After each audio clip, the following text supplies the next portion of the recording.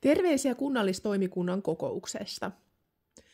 Ulvila jatkaa kiinteistöjen purkamista, eli se on nyt Ulvilan strategia tällä hetkellä. Paljon käytiin keskustelua, mikä on taloudellisesti kannattavaa ja miten niitä kiinteistöjä on huollettu ja hoidettu vuokraustoimintana tässä vuosien saatossa. Joitakin virheitä on tehty, joita nyt sitten paikkaillaan. Itse esitin, että haluaisin katuvalot aikaisempaa päälle, eli elokuussa, kun koulut alkaa. Selvitetään nyt, kuinka paljon se tulee maksamaan, jos näin toimitaan.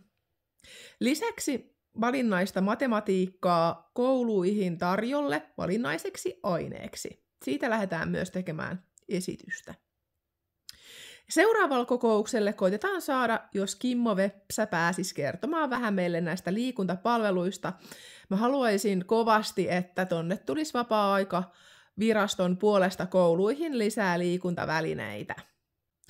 Lisäksi siellä toivottiin, että kuntalaisaloitteita saataisiin vähän paremmin näkyviin ja käsittelyyn kokouksissa ja toimenpiteiksi. Mietittäisiin ihan oikeasti, voitaisiko me ottaa kansalaisten asioita huomioon.